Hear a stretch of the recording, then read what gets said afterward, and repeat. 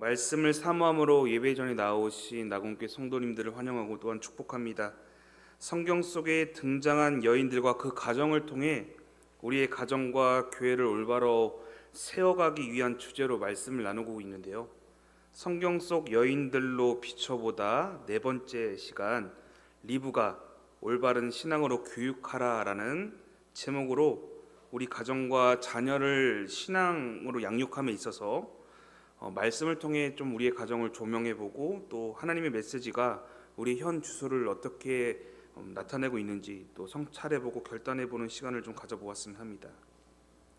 어린아이들뿐 아니라 젊은 세대를 비롯한 많은 가정들이요, SNS나 드라마와 같은 매체에 많은 영향을 받고 있습니다. 특히나 그곳에서 등장하는 어떤 세련된 장소, 문화적인 것들, 예를 들면 예쁜 카페나 어떠한 옷들, 먹는 음식들, 이런 것들을 보게 되는 것이죠.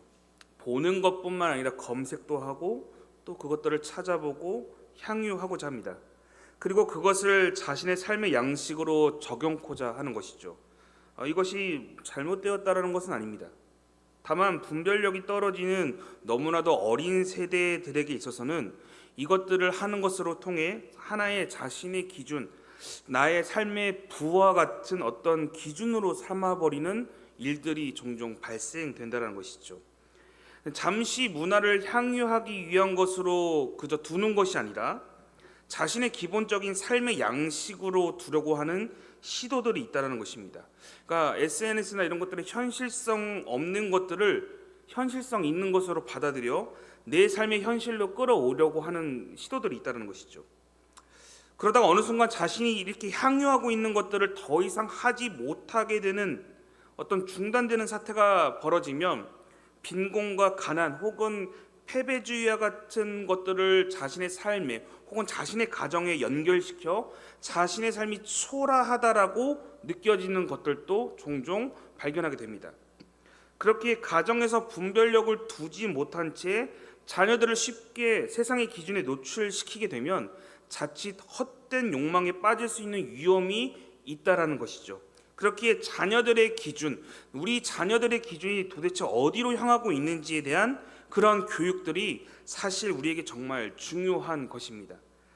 근래에는 근래라고 표현하면 안 되죠. 좀 오래됐긴 했지만 멀티버스라고 하죠. 가상의 현실이 이제 실제 현실과 거짓된 가상의 현실을 서로 혼동하고 혼선하여 많은 아이들이 이제 영향을 받게 되는데요.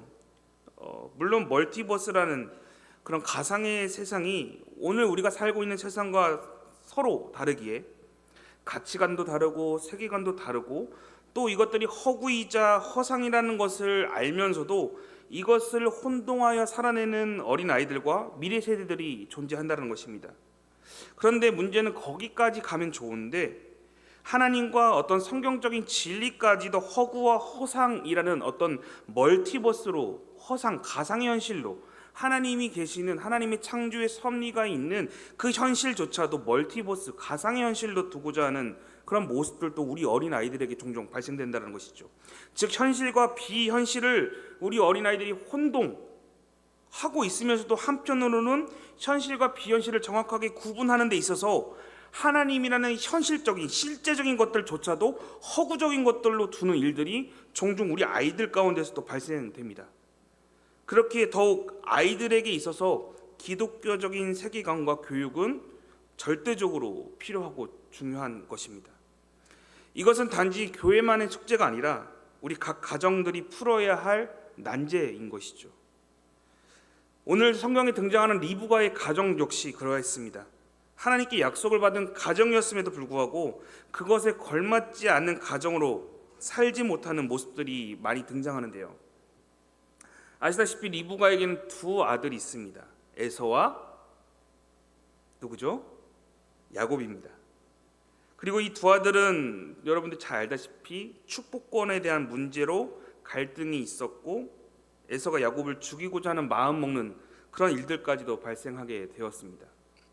물론 표면적으로는 엄마인 리브가가 야곱만을 편애했던 어떤 그런 문제들을 발생시킨 가정처럼 보이기도 하고요.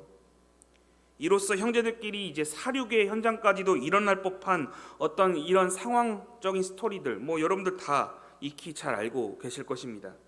그러나 잘 생각해 보면 이것이 과연 리브가만의 문제인가? 실상 가족 전체가 왜곡되어 있고 일그러져 있지는 않은가? 이것을 함께 좀 조명하면서 우리의 가정과 그 안에 속해 있는 우리 자녀들에 대한 우리의 시선은 어떠한지를 좀 함께 살펴보고자 합니다. 그렇다면 이 리브가, 이 가정, 왜곡되고 일그러지도록 하게 한 이들은 누구일까요? 리브가만의 책임일까요?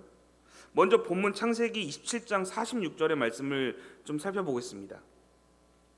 리브가가 이삭에게 이르되 내가 햇사람의 딸들로 말미암아 내 삶이 싫어졌거늘 야곱이 만일 이 땅의 딸들 중에서 아내를 맞이하면 내 삶이 내게 무슨 재미가 있겠는가라며 말하고 있습니다. 본문에서는 에서가 야곱을 죽이고자 하는 것을 알게 된 어머니 리브가가 이제 야곱을 피신시키고자 하였습니다. 그리하여 지금 오늘의 지금 46절의 말씀처럼 현재 거주하는 곳에서 야곱이 결혼하여 정착하지 않고 오히려 지금 당장 외삼촌 라반의 집으로 피신시키고자 남편인 이삭에게 지금 말하고 있는 장면이 지금 46절의 말씀입니다. 여기서 좀 주목하고 싶은 것은 바로 싫어졌다, 내 삶이 싫어졌건을 하는 이 리브가의 표현입니다. 사실 이 표현은요, 리브가가 본인 스스로의 삶이 싫어졌다라는 표현이 아닙니다. 사실은 야곱이 햇사람 여인을 만나지 않기를 바라고 있는 표현이 담겨져 있는데요, 자신의 둘째 아들인 야곱이 가나안 땅의 족속 햇사람 여인을 만나 결혼하지 않기를 바라고 있습니다. 그러니까 즉 리브가는 지금 햇사람 여인들이 싫다라고 말하고 있는 것이죠. 그렇다면 이 햇사람 여인들이 누구이기에 이렇게 싫어하고 있는 것일까요? 지금 등장하고 있는 햇사람의 이 딸들은 사실 첫째 아들인 에서의 아내들을 말하고 있습니다. 에서는 햇사람 여인들과 결혼하였는데요, 이것은 당시 하나님이 원하시는 결혼의 모습이 아니었습니다. 당시에는 하나의 민족을 이루는 과정 가운데 있었기에 하나님은 이방인들과 섞이지 않기를 바라셨습니다. 이것을 리브가는 알고 있었고 그것을 경계했던 것 같습니다. 창세기 26장 34절과 35절에 이런 내용이 나옵니다. 에서가 40세에 헷족 속 부에리의 딸 유딧과 헷족 속 엘론의 딸 바스맛을 아내로 맞이하였더니 그들이 이삭과 리브가의 마음에 근심이 되었다라고 말하고 있습니다. 근심이 되었답니다. 지금 에서가 헷족 속 이방인들과 결혼하는 것에 대한, 그것도 한 여인을 만나는 것이 아니라 둘 이상의 여인을 아내로 맞이하여 하나님의 질서를 파괴하는 그 일들을 가정 가운데 만들어낸 것으로 인하여 마음 가운데 근심을 두게 되었다라고 성경은 말하고 있습니다. 하나님의 약속이 주어져 있기 때문에 이들은 마음으로 근심하는 것에서 머물러서는 안 되고 이 에서를 막아서야만 했습니다. 그러나 결국 결혼하게 된 것이죠. 물론 우리는 오늘의 시점으로 바라보았을 때 자녀들에 대한 자유, 부모의 열린 어떤 생각과 사고라는 그 방식을 가지고 접근하게 될 수도 있는데요, 지금 이러한 접근으로 오늘의 성경을 바라봐서는 안 되는 것이죠. 오늘 여기서 바라봐야 할 우리의 포인트는 무엇이냐면, 하나님이 온전히 이루실 민족에 대한 약속이 분명하게 있었고 이방인과 섞이지 말라는 하나님의 당부가 있었다는 것이죠. 그런데 이 부분은 이러한 일들을 지금 방치했다는 것입니다. 묵인했다는 것이죠. 앞서 보았듯이 리브가는 에서의 아내들을 향해서 나의 며느리다 라고 표현하지 않고 오히려 헷족 속 햇사람의 여인들이라고 말하는 것입니다. 며느리로 취급하고 있지 않습니다.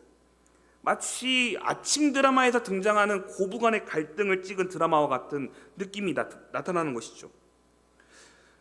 그렇게 에서는 이방인과 결혼했기에 리브가는 둘째 아들인 야곱만은 이것을 막고자 하는 노력이 있었던 것 같습니다. 그런데 거기까진 좋았는데 이제 야곱만을 편애하는 방식으로 자녀 교육이 이루어지는 잘못된 방식이 진행되었다는 것입니다. 그렇다면 리브가만의 책임일까요? 남편 이삭은 어땠을까요? 그도 리브가와 다를 바 없이 그는 에서를 편애하였습니다. 자신의 임종이 다가왔을 때에 에서를 불러 내가 너에게 축복권을 주고자 하니 너는 나를 위해 별미를 만들어서 가져와라 라는 장면 여러분 잘 알고 계실 겁니다. 그러나 이 모습조차도 실상 하나님 안에서 하나님의 질서가 무너진 모습이 나타납니다. 아브라함도요, 그리고 야곱도 자신의 임종 직전에 모든 자식들을 다 불러 모아 하나님에 대한 약속을 한 번 더 가르치고 훈계하는 장면들이 등장하는데, 이삭은 그렇지 않고 다 부르지 않고 편애하던 에서만을 불러 축복하고자 했습니다. 정확한 이유는 알 수 없습니다. 그러나 성경 안에서 그 이유를 곰곰이 찾아보면 분명한 것은 이삭은 자신이 즐기는 별미를 제공하는 에서가 더 예뻐 보였기 때문에, 장자라는 이유만으로 자신에게 별미를 제공하는 기쁨이 되는 그 아들에게 장자권을 주고자, 축복권을 주고자 그 자식만 부르게 된 것이죠. 여러분, 우리가 좀 생각해야 할 것은 무엇이냐면, 원칙을 세워야 하는 자리에 부모가 있어야 하는데 그 부모가 원칙을 세워야 하는 자리에 식욕, 즉 욕심이 앞서는 자리로 바꿔버렸다는 것입니다. 두 번째로는 정의와 기준을 세워야 하는 자리임에도 불구하고 부모인 그들은 방종하였다는 것입니다. 세 번째로 하나님이 주시는 영적인 만족으로 이 가정을 채우고자 하는 것이 아니라 당장 눈앞에 있는 이익으로 만족하고자 했다는 것이죠. 누가요? 이삭이요. 그런데 이 모습이 오늘날 우리 가정에도 나타나고 있는 것이죠. 그렇기에 오늘날에 믿는다고 말해지는 가정들이 파편화되고 자녀와의 소통이 망가지고 자신은 하나님 약속 안에 있다라고 부모는 생각하고 있으나 자녀들을 향해서는 아주 자유롭게 맡겨버리는 어떤 시대적인 신앙적인 방종의 시대를 살아가고 있는 것이 오늘 이 시대의 모습일 것입니다. 그럼 직접적으로 얘기해 보겠습니다. 여러분의 가정은 어떠하십니까? 실질적으로 이삭과 리브가의 가정은 문제에 대해서 침묵하는 가정이었습니다. 그들은 에서와 야곱이 문제가 벌어질 때에 이들 부부는 그 성경 가운데 단 한마디도 나누지 않습니다. 오히려 편을 갈라 응원하고 있는 가정이 이삭과 리브가 이 부부의 모습이었습니다. 그리고 어떤 문제가 일어나면 침묵하고 있습니다. 이들 부부가, 이 이삭과 리브가가 자녀들에게 일어나는 어떤 문제들을 몰랐을까요? 모르지 않았습니다. 그저 회피한 것이죠. 모른 척한 것입니다. 동일하게 우리의 가정도 하나님의 약속과 질서를 세우고 정해진 기초를 잘 기억하며 살아야 하는 것을 모르는 분 아무도 없지만 수많은 가정들이 이런 사실을 회피합니다. 모른 척하는 것이죠. 왜요? 세상적인 성공을 더 원하기 때문입니다. 하나님을 통한 구원을 원하기도 하지만 하나님을 통한 영적인 구원, 이 구원을 원치 않는 것이 아닙니다. 하나님을 통한 구원을 원하기도 하지만 한편으로 세상의 물질과 성공을 통한 현실의 삶의 구원조차도 갈망하기 때문에 절대적인 진리가 앞에 있음에도 불구하고 세상을 사랑하기에 그 세상을 사랑하는 부모를 바라보는 자녀들 역시도 가장 먼저 배우는 것이 하나님이 아니라 세상을 사랑하는 방법입니다. 부모를 통해 배우는 것이 세상 돌아가는 현실, 물질 만능주의이며 이것이 하나님보다 앞서기에 자녀들도 그렇게 알고 있는 것입니다. 제가 과거에 설교할 때 한 번 했는데 지금은 그러지 않은데 이렇게 1년 전에 어떤 아이가 너의 꿈이 무엇이냐라고 물어봤을 때 여러분들 뭐 이렇게 물어보면 저는 대통령이 되겠습니다. 저는 무엇이 되겠습니다. 이런 말을 해야 하는 게 초등학생들의 말 아니겠습니까? 근데 저는 충격적이게도 그 아이가 요 앞에 있는 헬리오시티라는 아파트에 사는 것이 제 꿈입니다라고 말하는 그 모습을 보고 너무나도 충격을 먹었습니다. 근데 그 모습을 누구에게 배웠겠습니까, 여러분? 누구에게 배웠겠습니까? 선생님한테 배웠겠습니까?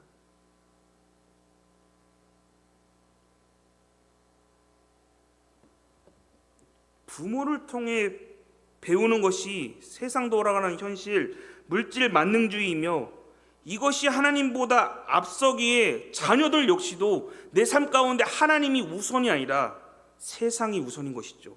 하나님의 손이 짧기 때문에 어린 영혼들이 하나님의 새로운 세대가 되지 못하는 것이 아니라 우리가 오늘 사실 방종하고 있기에 자녀들이 하나님을 모른다는 것입니다. 이제 어린아이들에게 있어서 하나님은 딴 세상 사람, 다른 멀티버스 속 세상의 주인공일 뿐이지 내 삶의 주인공이라고 인정하지 않습니다. 지금 어린아이들의 마음속에 그 세상, 이 마음속 세상 가운데 주인은 성공과 돈입니다. 지금 여러분들의 가정의 관심사가 혹여 자녀들의 성공과 더 나은 벌이 혹시 그곳에 더 쏠려 있진 않으십니까? 좀만 더 세상을 살펴보면요, 많은 젊은 사람들이 결혼하지 않는 것에 대해서 돈이라는 세상적인 기준이 성에 차지 않기 때문에 결혼하지 않는다라는 인터뷰를 본 적이 있습니다. 또 자신의 커리어가 아직 더 있고 만족하지 않기 때문에 안 한다라는 인터뷰도 보았습니다. 더 나은 직장을 가려는 것은 자신의 적성에 맞거나 혹은 자신을 성장시켜줄 수 있는 곳을 향한 갈망과 갈증이 아니라 더 많이 벌려고, 나를 성장시키는 곳으로 가고자 하는 욕심이 아니라 더 많이 벌려고. 근데 이 갈증 누구에게 배웠겠습니까? 그렇게 맞지 않더라도 꾹 참고 좋은 곳에 있다 보니 더 벌고자, 더 성공하고자 무엇을 잃습니까? 건강도 잃고 자신이 꿈꾸던 세상조차도 잃고 하나님도 잃고 추후에는 이 모든 책임이 부모와 가정에게 있다라고 말하며 가정이 파편화되고 무너져 버리는 것이죠. 이렇게 왜곡되고 어그러진 시선 속에서는 하나님이 절대로 보이지 않는 것입니다. 우리 가정의 문제는 하나님을 가르치는 것에 대하여 침묵하고 또한 회피하는 것으로부터 사실 문제가 시작됩니다. 그렇게 우리 가정은 지금 어떠한지를 살펴봐야 하는 것이죠. 아버지 이삭은요, 에서를 편애하지 않았습니까? 그 이삭의 편애는 아마도 열등감으로부터 시작되지 않았을까라는 좀 묵상을 하게 되었습니다. 성경을 보면 그는 매우 온순한 사람입니다. 그래서 블레셋 그랄 사람들과 함께 어떤 분쟁이 있었는데요, 성경에. 그럼에도 불구하고 인내하고 참고 양보함으로써 오히려 하나님으로부터 100배의 소출을 더 얻어내는 놀라운 은혜를 누렸던 사람이 이삭입니다. 그럼에도 그의 내면 안에는 아마도 강함에 대한 욕망이 있었던 것 같습니다. 그렇기에 본인의 이름의 뜻, 웃음이죠. 지난 시간에 보았듯이 그 말대로 본인에게 웃음을 줄 수 있는 자녀에게 조금 더 끌렸던 것 같습니다. 내가 하지 못했던 어떤 강하고 터프하고 힘을 가지고 일하는 첫째 아들인 에서에게 조금 더 마음이 쏠렸던 것 같습니다. 그렇기에 자녀에게 자신이 이루지 못할 것들을 투영하고 더 사랑하고 편애한 것이죠.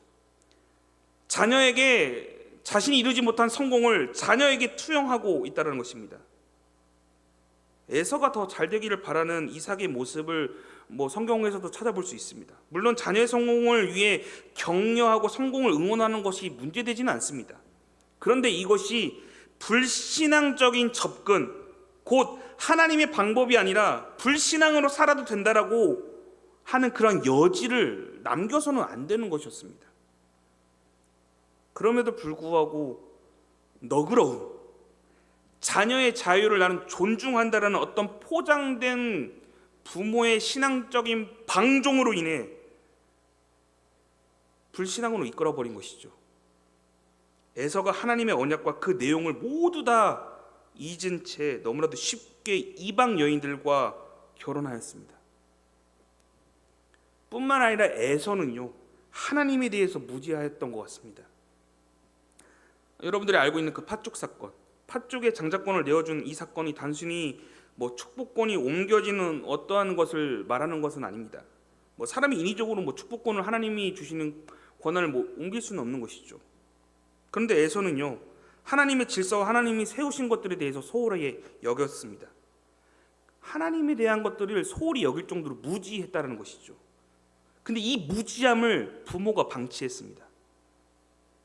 그렇기에 이삭의 열등감과 패배의식은 그의 아들 에서에게서도 고스란히 동일하게 일어났던 것이죠.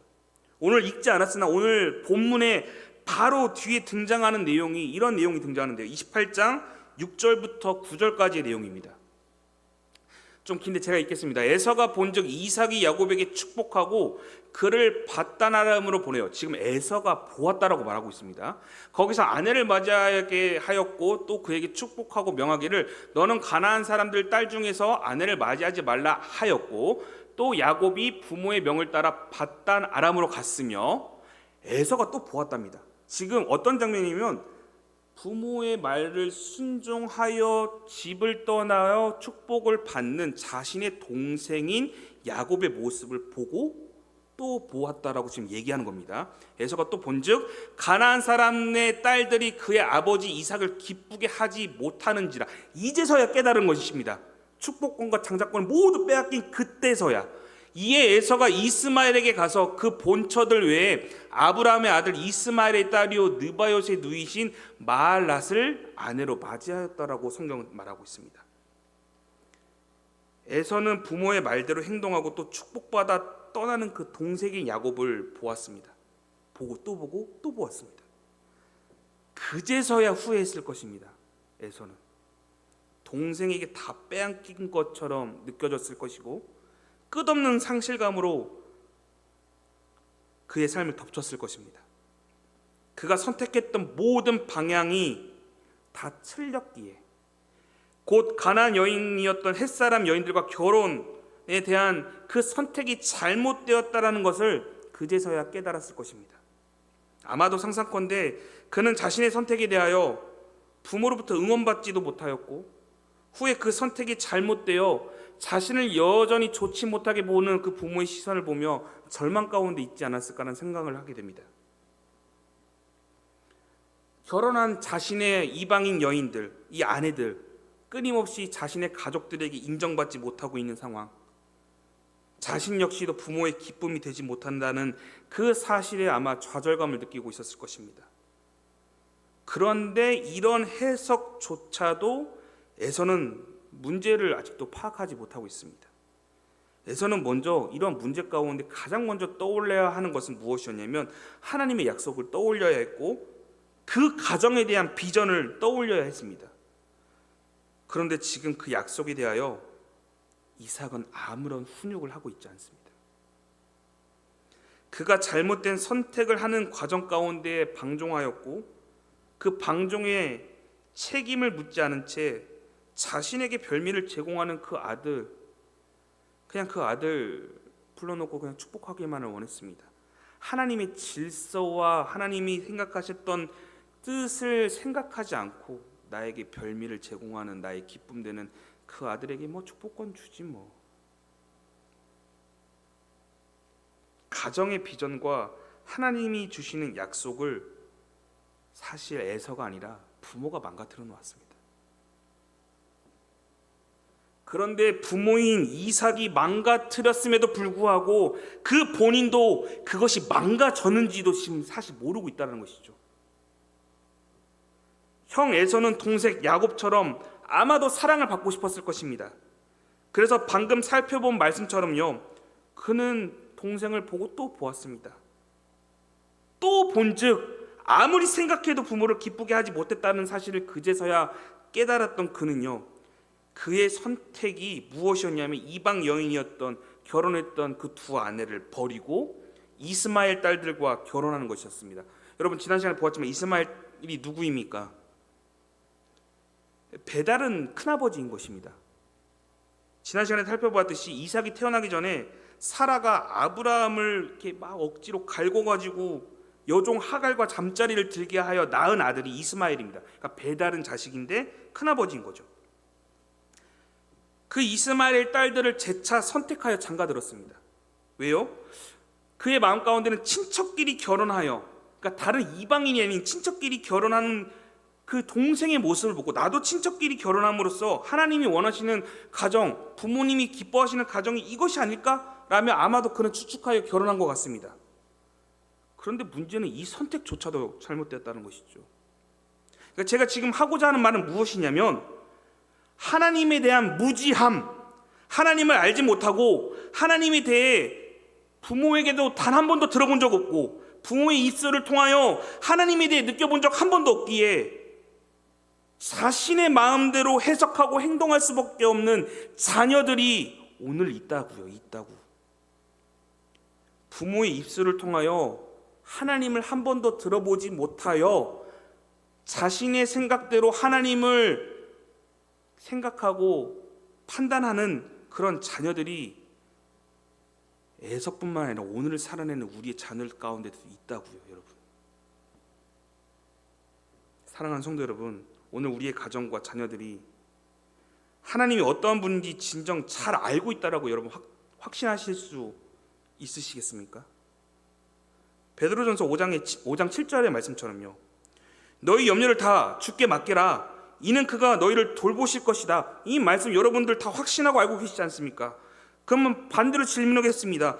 여러분들의 자녀들이 자신의 믿음의 고백으로 나의 모든 염려를 주님께 맡기고 주님께서 나를 돌보실 것이라고 여러분들의 자녀들이 확신하며 오늘 또 살아내고 있다는 거, 여러분은 어떻게 믿으며 확신하고 계십니까? 요한복음 14장 27절의 말씀처럼 평안을 너희에게 주노라, 내가 너희에게 주는 것은 세상이 준 것과 같지 않다라는 그 예수님의 말씀, 여러분들은 다 알고 계시고 여러분들은 믿음을 확신하고 계시지 않습니까? 근데 여러분들의 자녀와 여러분들의 손주가 세상이 주는 샬롬이 아니라 하나님이 주시는, 예수님이 주시는 그 샬롬을 믿고 확신하며 오늘 또 살아낸다라고 여러분들이 확신하실 수 있겠냐고요. 여러분들의 확신 말고 여러분들의 자녀와 여러분들의 손주가, 손녀가, 손자가 하나님은 나의 구원자이십니다라고 믿음으로 정확하게 고백하며 삶을 살아내고 있는지 여러분들이 확신하실 수 있겠냐고요. 여러분들이 한 번이라도 자녀를 향하여, 손주들을 향하여 복음을 전하거나 신앙적인 교육을 해 보신 적 있으십니까?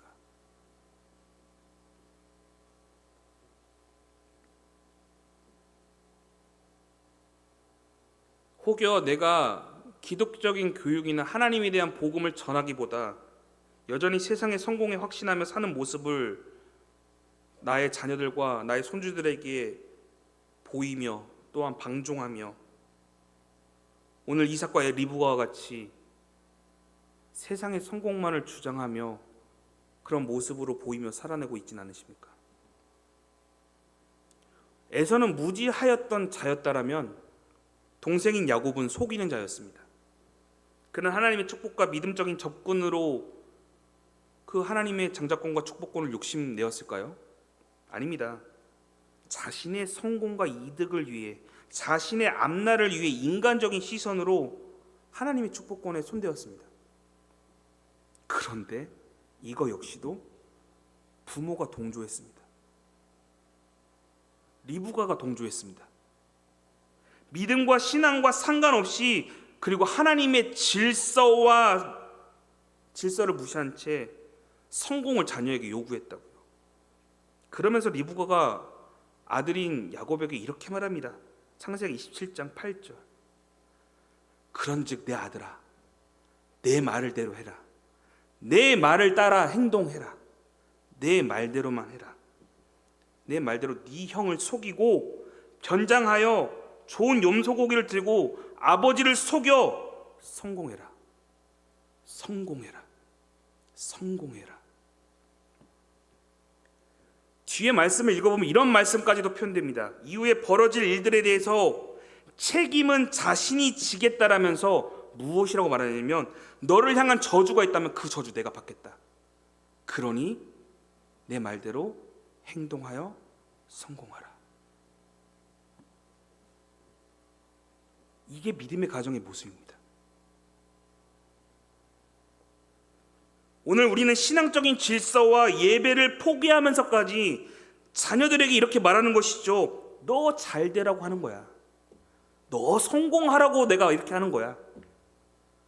그러면서 자신을 속이고 하나님을 속이고 자녀들을 속이고 가정을 속이면서까지 성공을 요구하는 것이죠. 하나님에 대한 구원을 요청하는 것이 아니라 세상의 질서 가운데 성공이라는 구원을 받고자 한다는 것이죠. 그런데 사실 이 안에는 자신의 열등감, 부모의 열등감, 자신이 이루지 못한 것들을 자녀에게 투영하고자 하는 어떠한 바램들이 더 많을 때가 있다는 것입니다. 오늘날 많은 가정들, 나아가 믿는 가정들이 망가지고 일그러지고 괴로워하며 자기 부모의 신앙과 태도에 실망함으로 하나님을 떠나고자 하는 일들이 오늘날 우후죽순 생겨내고 있습니다. 그렇게 우리에게 자녀를 하나님의 방법으로 훈용하고 또한 자녀의 관계를 개선하기 위해 가장 필요한 것은 다름 아니라 저는 기도라고 생각합니다. 물론 여러분들 많이 기도하고 계실 겁니다. 그런데 어떠한 방향성을 두고 하고 있는지를 좀 점검해 볼 필요가 있다는 것이죠. 왜 자녀를 향하여 부모는 기도해야만 하는 것일까요? 답답한 자녀로 힘들어하는 분들 많이 계실 텐데 하나님이 쉽게 그 자녀를 뿅 하고 바꿔주시면 너무나도 좋을 텐데, 그런데 자녀가 바뀌기 그 이전에 부모의 진심 어린 기도가 있다면 자녀가 변화되기 이전에 부모의 마음 가운데 평안이 찾아올 것입니다. 자녀를 위한 기도 가운데 하나님의 절대적인 신뢰가 있다면요, 하나님이 행하실 일에 대한 기대감과 확신이 있다라면 분명 하나님이 나의 자녀와 나의 가정을 더 좋은 길로 걸어갈 수 있도록 바꿔주실 것을 믿는다면 그 기도하는 그 부모의 마음에 가장 먼저 평안이 찾아올 것입니다. 그런데 만약 평안이 찾아오지 않는다면 부모인 본인, 기도하고 있는 본인의 아직 하나님을 향한 절대적인 신뢰보다는 세상적인 기준에 대한 염려와 걱정, 근심이 남아있기 때문에 샬롬하지 못하는 것이죠. 그렇게 오늘 우리는 자녀에게 내가 욕심이 컸구나, 나의 욕심만으로는 안 되는구나, 내가 너무 쓸데없이 힘을 주며 오늘도 살아내고 있구나, 이것을 캐치하여 하나님만이 하실 수 있다라는 것을 바라보며 나아가야 하는 것이죠. 그렇게 좋은 기도 여러분들 하게 되면요, 영혼을 살리고자 하는 기도를 하게 되면요, 마음의 욕심이나 세상적인 기준이 다 내려가게 됩니다. 그리고 그 기도하는 그 본인을 향하여 하나님이 먼저 그 마음을 치유하시고 회복하신다고요. 기도하고 있는 그 부모의 마음을 먼저 회복시킨다는 겁니다. 그렇게 헛된 것에 대하여 여러분 힘 빼셔도 됩니다. 그리고 힘을 뺀 그 부모의 모습을 보게 된 자녀가 그제서야 오히려 어떤 새로운 안정감과 새로운 방향성을 바라보게 되고 또 귀한 영향력을 쫓게 될 수도 있습니다. 거리감이 있는 사람들은 끊임없이 어떤 서로 대화를 통해 상대방을 알아가는 시간을 가져야 합니다. 그래야 친해지는 게 되는 것이죠. 그 시간이 어느 정도 지나 서로 일정한 관계가 되면 많은 대화를 하지 않아도 서로 알 수 있게 될 것입니다. 그 관계가 대표적으로 남녀 관계가 될 수도 있을 것 같습니다. 남녀 관계 가운데 혹은 사춘기 자녀들이 부모들을 향하여 가장 많이 말하는 단어가 무엇이냐면, 남녀끼리 혹은 사춘기인 자녀가 부모를 향하여 이런 말을 많이 합니다. 딱 봐도 몰라? 딱 봐도 내 마음을 모르겠어? 딱 봐도 지금 무엇이 문제인지 모르는 거야? 라며 부모에게 혹은 남녀간의 관계 가운데서 그런 말들이 오가게 됩니다. 즉 가깝지 않은 사람은요, 서로 계속 직접적인 소통을 통해 대화와 같은 그런 언어적인 요소를 통해서 서로 알아가야 하는 시간들이 필요합니다.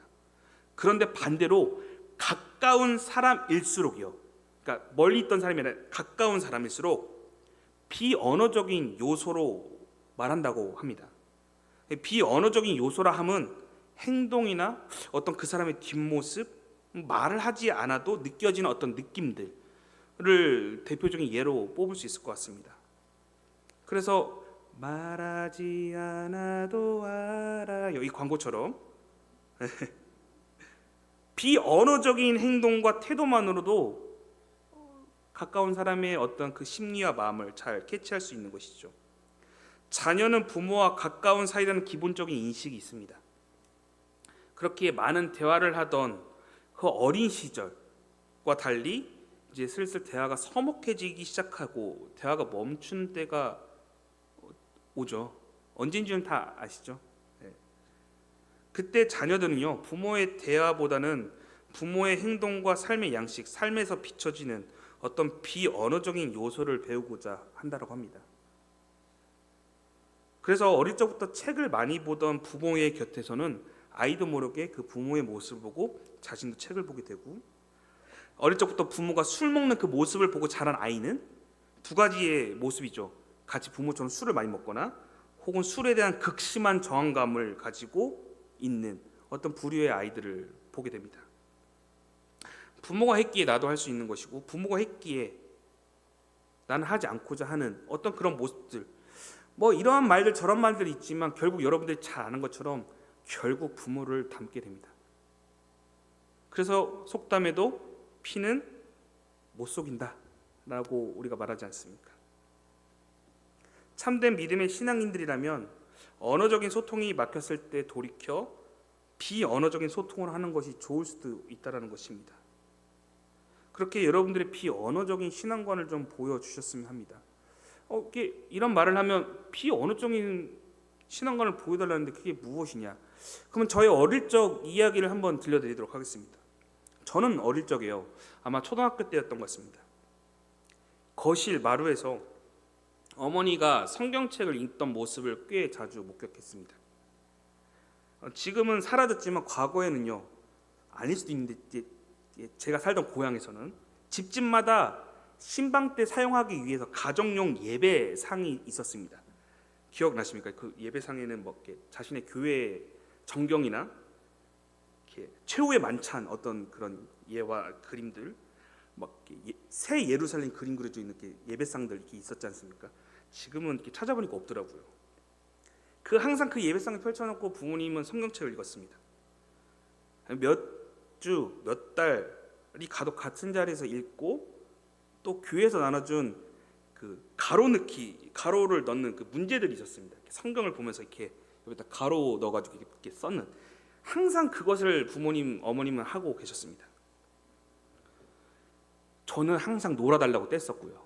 그런데 시간이 지나 어느 순간부터 저도 이끌려 저도 옆에서 누워서 성경을 보기 시작했습니다. 아무런 거부감 없이. 어린 나이 때에는 무슨 내용인지 모르지 않습니까? 그때는 또 개역개정도 아니고 개역판이어가지고 말도 좀 어려웠습니다. 그러니까 잘 알고 있는 창세기나 출애굽기만 주구장창 있고, 예수님 이야기 나오는 부분만 있고, 다윗 이야기 나오는 부분만 있고, 한 번은 마음 잡고 내가 한번 레위기를 읽어봐야지 하다가 잠들 때도 있고요. 네.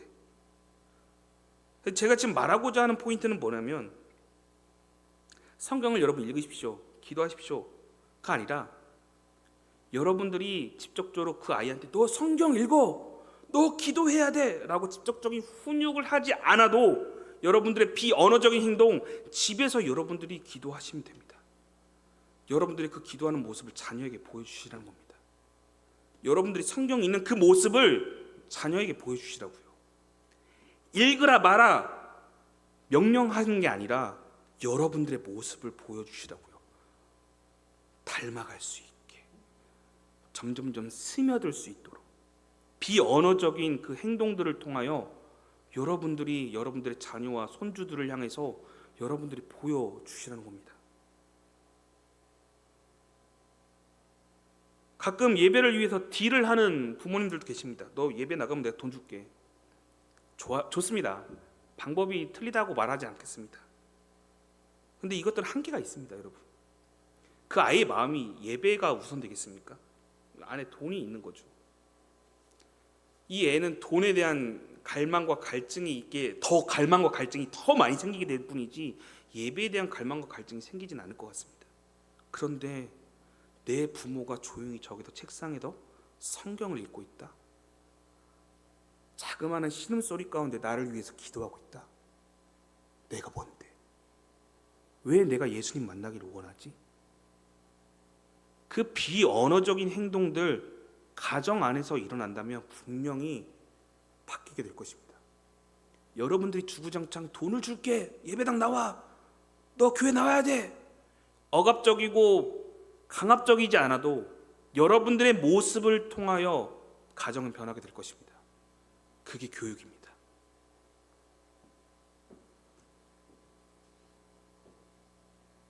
여러분, 그 뛰어난 엘리 제사장 밑에서도 홈리와 비느하스, 하나님의 제사와 제사 음식을 마음대로 하는 자녀들은 있었습니다. 그 다음에 유명한 사무엘의 아들들도 자녀들도 패악을 저질렀습니다. 왜 그랬습니까? 그들이 하나님을 몰라서요? 그들이 복음을 몰라서요? 아닙니다. 믿는 집안이라고 방심했기 때문입니다. 내가 믿기 때문에 내 자녀들 당연히 믿을 거야. 근데 여러분, 이게 방종입니다. 그래서 오늘 이삭과 리브가의 가정이 이런 사단이 일어난 것입니다.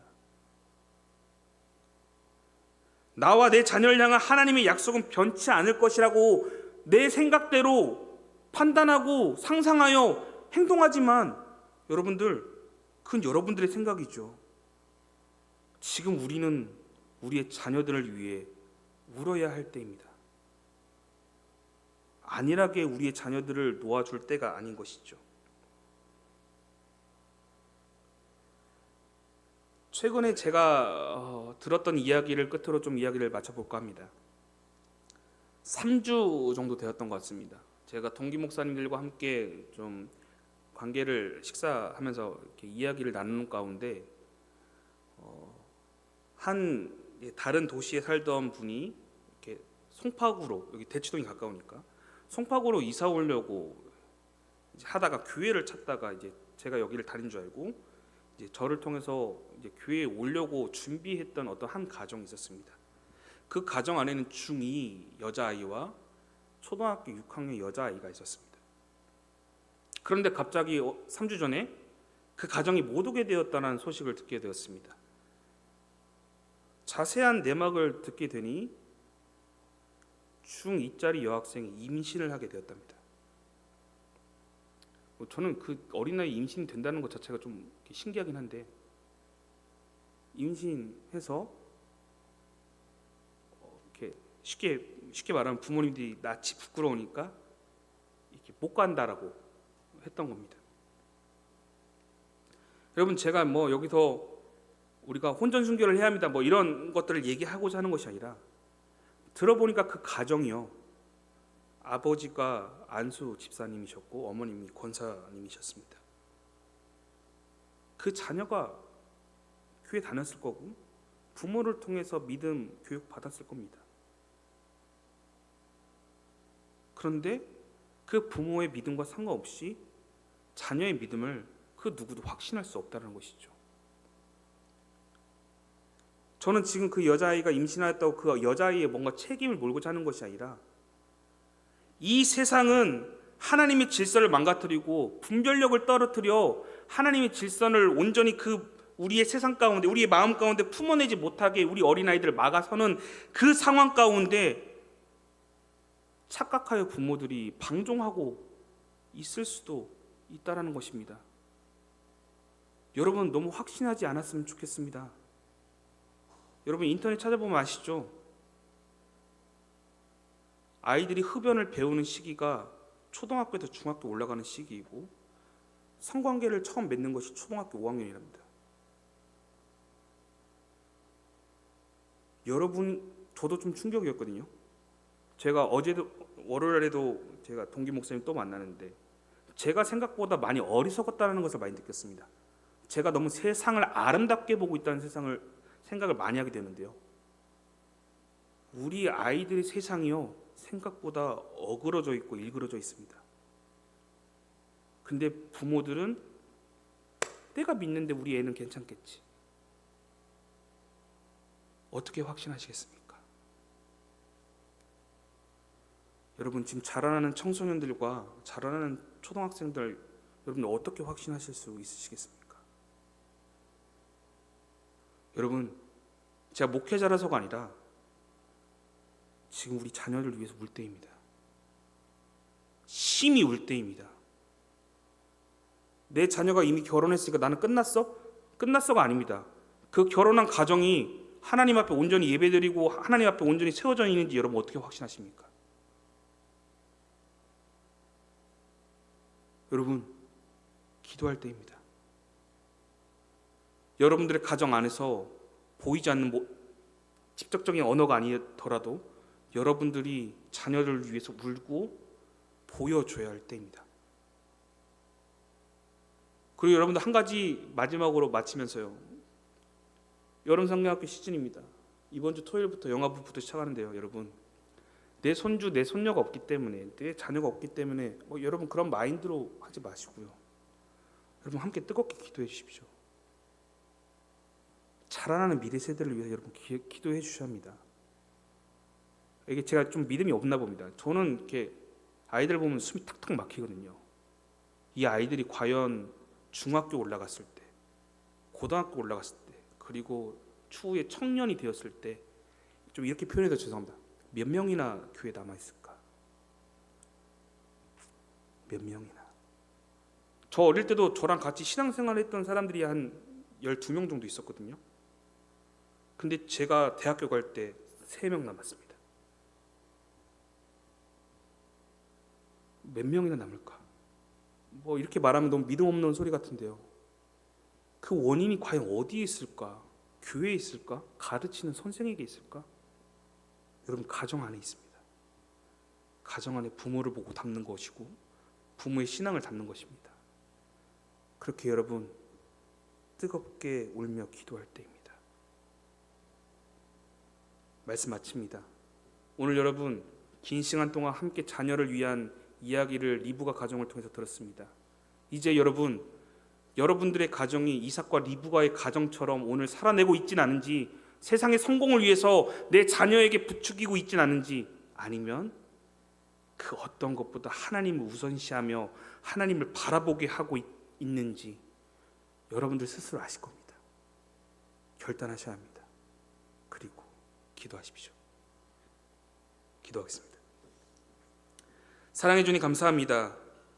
오늘 이삭과 리브가의 이 가정사를 통하여 우리의 자녀들의 모습과 또 미래 세대에 대한 부분에 대해서 같이 함께 나누게 되었습니다.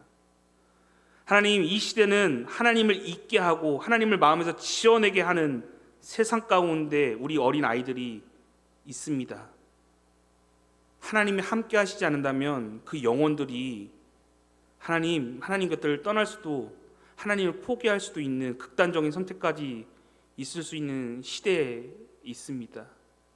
그렇기에 우리의 자녀들을 회복시키시고 도우실 분이 오직 예수 그리스도임을 한 번 더 고백하오니 우리 아이들이 예수님을 인격적으로 만날 수 있도록 하여 주시옵시고 예수를 나의 구원자로 고백하는 믿음의 가정, 믿음의 자녀들 될 수 있도록 인도하여 주시옵소서. 여름 성경학교 있습니다. 그 캠프 가운데 우리 아이들 모두가 함께 참여하여 예수님을 만날 수 있게 하여 주시옵시고, 그 가운데 예수님을 확신하여 세상이 내 삶의 빛이 아니라 예수님이 내 삶의 빛이 되며 내 삶을 유일하게 인도하실 분임을 확신하는 믿음의 시간 가질 수 있도록 주님, 우리의 가정의 그 마음을 돌이켜 말씀 앞으로 인도받는 믿음의 가정들 될 수 있도록 주님께서 인도하여 주시옵소서.